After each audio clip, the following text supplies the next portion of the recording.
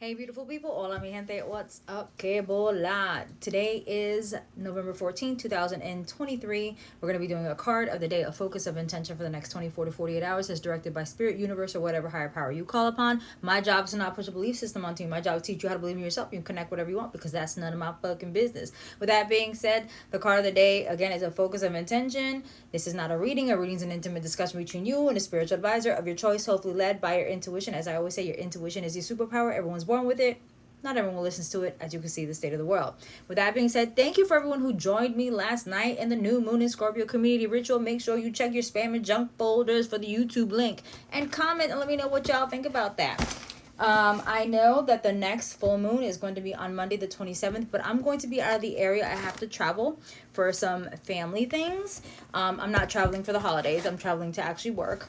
But it's to help my family out. So I will not be available to do the candle portion. I mean, I could try because, you know, where I be going, they have candle places left and right. So I got to see if I can do it or not.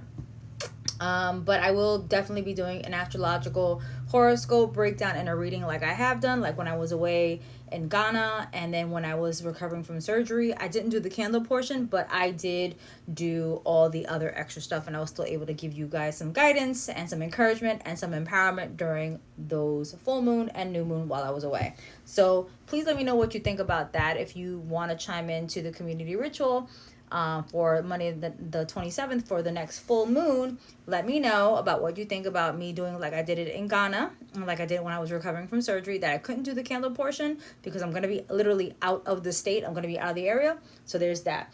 Also, I know next week is National Day of Mourning. That's what I celebrate. Y'all can celebrate Thanksgiving all you want, but I'm not honoring some slaughter. But anyway, the Mojo envelopes, the pre-order transformation pendant, lots of love pendant, double A pendant are going to be going up this week. But also next week, for the holiday season, I'm suggesting you guys stock the fuck up because there's massive things going on in December for me. And I probably will not be available to do any holiday shipping in December. So if y'all want to get some good juju and y'all want to give some of your friends and your family some flower power, protection spray, the pendants, the Mojo envelopes, the protection jewelry, the bath bombs, the new soaps, the new sprays, the new colognes, the new decks, all the new, then I suggest y'all tap in next week and stock the fuck up, okay? Let's get into it. So the card of the day is going to be coming from the Sacred Symbols Oracle deck by Marcella Kroll. She is a great practitioner. Definitely go support. Her website is called Saved by the Spell. So definitely check her out. She has some great decks. So let's see what we need for today. What do we need for the card of the day? What do we need? What do we need? What do we need? What do we need? What do we need? One more time. They told me one more time. All right. So let's see what comes out. Whatever comes up, that's good. That was fast. Okay. Ooh. This is for me too, boo-boo. All right, since I just mentioned I'll be traveling next week, Safe Travel is the first card. We got 2 cards of the day, and then the Divine Feminine, which I'm loving. So Safe Travel is the first card that flipped over, and then we have the Divine Feminine underneath. And Safe Travel says this: a trip, a journey, or even simple change of scenery is upon you. Meditate on this before you start a new adventure, move to a new home, or take a trip. Hello. We just had the new moon in Scorpio yesterday. And the symbol is called the Safe Passage. This is a Norse Viking rune for safe passage on land or sea, and also grants protection for those in the air or during astral travel. Definitely going to be vibing with this. And then the second card, which after the Safe Travel, is Divine Feminine.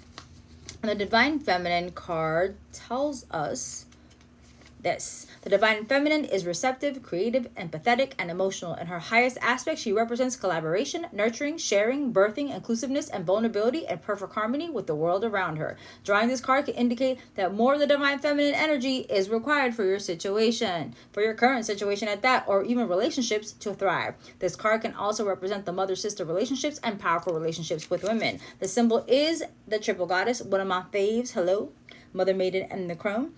And this card is the pagan symbol for the maiden, mother, and the crone. So with that being said, The cards of the day are safe travel and divine feminine. And yes, you definitely don't have to take a physical trip or actually go somewhere different to travel. You can astral travel, which is done by your consciousness and your soul or your subconscious, whatever you want to label that.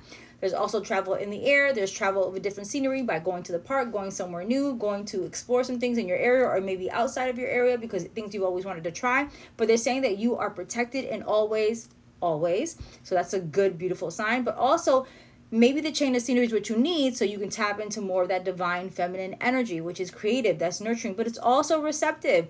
Because we need more divine feminine, because that card came up, it makes a lot of sense. Because if you were part of the new moon community ritual last night, you will understand what I'm talking about, that feminine energy and that feminine candle. What happened to it? I'm going to leave that alone. So if you were there, you were there. If you're not, you don't know.